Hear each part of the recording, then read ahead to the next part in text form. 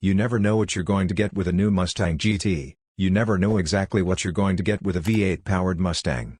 Some of the best performance cars we've ever driven include the likes of the flat-plane crank-powered Mustang Shelby GT350R, the burly Mustang Boss 302 Laguna Seca, and the flyweight 1993 Mustang Cobra.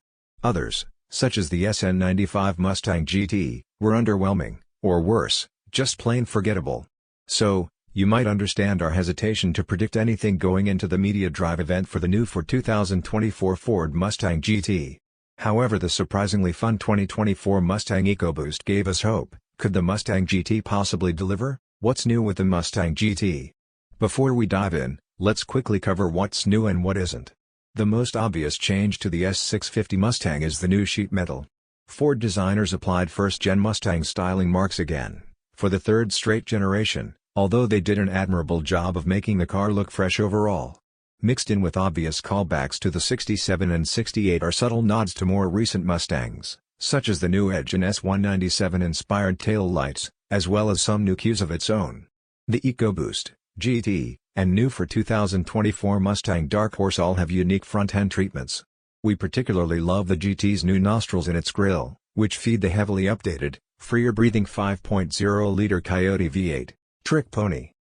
While it's easy to criticize Ford for spinning its wheels with the 2024 Mustang's powertrains, a few miles in the Mustang GT were all it took to convince us Ford made the right choices in where to invest.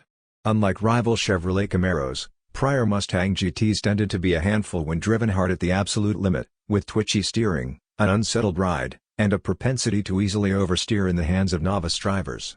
Why do you think spectators seek shelter when Mustangs exit cars and coffee events? But some of that Mustang Mach 1 and Shelby special sauce rubbed off on this new Mustang GT Fastback, rowdy roadster. After being blown away by the tin-topped Mustang GT, we had high expectations for the new convertible.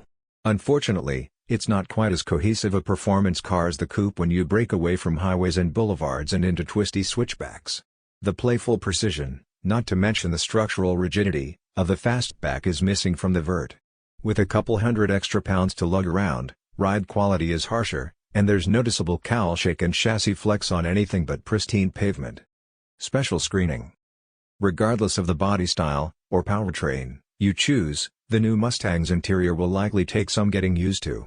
Gone is the dual cockpit arrangement seen on every Mustang since 1994, instead you'll find a dual-screen, driver-focused cabin akin to what you'd find on recent BMWs.